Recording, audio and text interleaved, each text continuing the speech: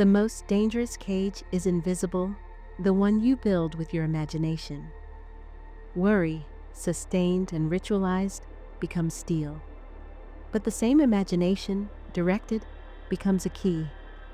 This episode reveals the architecture of that cage and the mechanism of escape. You will get a precise framework, how resistance signals show up in your body and language, when the subconscious mind tends to follow your repeated focus, and how to initiate a rapid shift in your inner state. No forced positivity, no denial, just alignment with universal flow so outcomes stop feeling like battles. We begin at the river, where control resists and navigation learns the current. The river and the gatekeeper name the core dynamic, the field that carries you and the part of you that decides what enters. They operate together. One moves, the other admits. What if your subconscious mind treats every worried thought as an instruction, even when you disguise it as prudence or due diligence? Consider this as a practical observation rather than a laboratory claim. The form does not matter. The frequency does. The subconscious responds to what you return to with intensity and repetition more than to your disclaimers. When you dwell on what could go wrong, you issue a directive: prioritize threat.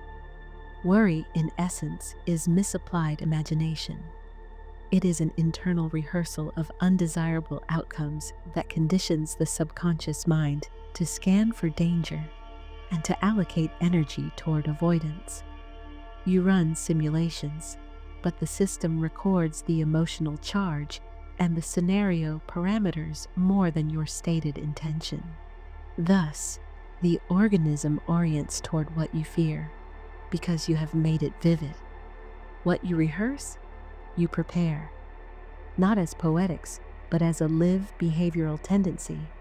Here is the conflict. The conscious mind claims it is protecting you. It narrates vigilance as wisdom. However, the subconscious hears fixation. It assumes this must be essential, amplify it. So attention narrows, neutral events become signals. Ambiguity becomes threat. The gatekeeper in you opens the door to the very patterns you hope to prevent because your rehearsals made them operational. Consider an analogy. The river of universal flow moves toward your teleological destination, by which I mean the natural fulfillment of your design, the end your pattern seeks. Worry, tiny and insistent, tries to dam that current with a teaspoon. It cannot stop the river, but it can churn the surface where you sit. You then mistake turbulence for truth and begin paddling against the stream, exhausting yourself while advancing nowhere. Physiology cooperates with this distortion. Under stress, many people report a familiar pattern. The heart rate rises, the breath becomes shallow, and the hands cool as blood shunts to the core. You notice what confirms the alarm. You miss what contradicts it. This is not theatrics. It is a biased perception that loads your inner state with urgency. Once charged, your thoughts feel true simply because they feel intense. Watch how it plays out in an ordinary moment. A pending conversation turns into a mental courtroom. You draft indictments, anticipate objections, and compose defenses. As you rehearse the worst version, your heart rate climbs, breath shortens, and your hands cool. The body enters readiness. Then the body's readiness is misread as evidence that the danger is real. The loop closes. The verdict, of course, was written by the rehearsal. Neuroplasticity, understood here as a conceptual model for how habits become easier to access, explains the stickiness. Repeated anxious imagery appears to strengthen the pathways you choose, making them faster to activate. The cage becomes patterned in your reactions. You reach for freedom and touch the same bars, not because fate decreed them, but because you practice them into strength. The good news is structural. What you built, you can unbuild by training new imagery and state. If worry is a misuse of imagination, then the same instrument, rightly directed, becomes navigation. This is the bridge. The content of your focus instructs the subconscious mind where to search, what to notice, and whom to enlist. Here is the payoff. Imagination exists for co-creation. When you rehearse alignment, clear intention, embodied calm, sensory detail matched with equanimity, you transmit a coherent vibrational frequency. The subconscious recruits resources, links memories, and opens perception to pathways that already exist but were previously invisible under alarm. Worry reverses the mechanism. It turns the key inward and locks the door. Consequently, your task is not to control the river. It is to steward your inner state so your oar meets the current cleanly. Control chases certainty and breeds resistance. Stewardship cultivates clarity and allows navigation. When you attend to state first, you stop asking water to obey and start learning the contours that carry you. From here, the gatekeeper can be trained to recognize signals of resistance and apply protocols of flow, moment by moment, in real time. Signals of resistance, protocols of flow. Begin here as practical discernment. How you detect contraction and how you return to navigation without delay. How do you know, in real time, when the cage is closing, and how do you loosen the bars with a rapid shift? Your body announces it before your thoughts admit it. The jaw tightens. The breath climbs into the upper chest and becomes thin. Forecasts multiply in the mind, each one a scenario that demands your attention as if it were a bill overdue. Language hardens into moral injunctions: must, should, have to, signs that your inner state has shifted from navigation to defense. These are resistance signals, and they carry a precise message. Your vibrational frequency has tilted toward threat prioritization. The subconscious mind receives that tilt as a directive and begins to allocate attention, memory, and posture toward avoidance. The more you argue with the sensations, the more the system interprets the argument as proof that something external must be controlled. Control becomes the idol. Safety becomes its altar. Here, the ego insists on certainty. It mislabels ambiguity as danger and converts neutral unknowns into emergencies. The urge to manage every variable appears rational, but performs a ritual of fear. You attempt to stabilize the outer world while neglecting the instrument that perceives it.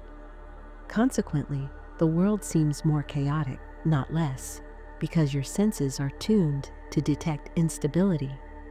Consider the poker table. Worry tries to see every hidden card, peers at the faces, scrapes for tells, and burns mental energy on what cannot be known now. Navigation accepts the constraints.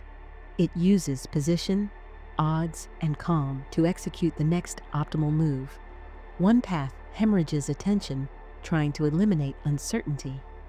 The other conserves attention to act cleanly within it. Your first lever is simple inner sensing. Interoception understood here as the practice of noticing and naming internal signals. When you label a sensation, you reduce the immediate spiral and regain steering control. Pair that with paced exhalation. A longer out-breath relative to the in-breath tends to cue the body to soften vigilance and reopen attentional width. Treat this as a suggested approach, not a medical prescription. Equanimity is not an attitude, it is a physiological state you can invite. Use a rapid navigation shift. Step 1. Extend your exhale slightly longer than your inhale, steadily, until the urgency softens. Step 2. Name the state with precision. Say, "This is anticipatory fear," or "This is social threat activation." Do not fuse identity with the state. Describe it as an event arising in awareness. Step 3. And make this primary. Ask one orienting question. What would a calm navigator do in the next 3 minutes? Limit the horizon. Choose one action that matches the present signal rather than the imagined scenario. This is not naivete. It is structured practice. Define a simple if-then in advance. If X occurs, I will do Y, to reduce decision friction when pressure mounts. Reinterpret the meaning of the feeling. This heat is readiness, not catastrophe, to keep capability online without denying risk. You remain responsive rather than reactive. You may ask, if you do not force positivity, how do you co-create without drifting into wishful thinking? The answer is sequence. State first, action second. Stabilize the instrument, then play the note. From a steady inner state, imagination resumes its rightful role as guidance, not compulsion. You no longer script an entire future. You refine the next move. Conscious navigation dissolves mental friction because you align behavior with the present signal, not with rehearsed disasters. Outcomes stop feeling like battles when your nervous system stops fighting the river. As this practice becomes familiar, you will see what worry has been constructing and why equanimity unlocks what resistance fortifies. Conclusion calls you back to the central law. Worry is misused imagination. It instructs the subconscious mind to prioritize threat. Equanimity is the key, state first, action second, because a regulated inner state transmits a coherent vibrational frequency the system can follow without distortion. For the next 24 hours, enact the rapid navigation shift at the first resistance signal. Exhale longer than you inhale. Label the state precisely, then ask the navigator's question. Record one concrete shift: a softened jaw, wider peripheral vision, a calmer cadence of speech, or a reframed appraisal. Write it down immediately to give neuroplasticity a trail to strengthen. You do not command the river. You master the oar.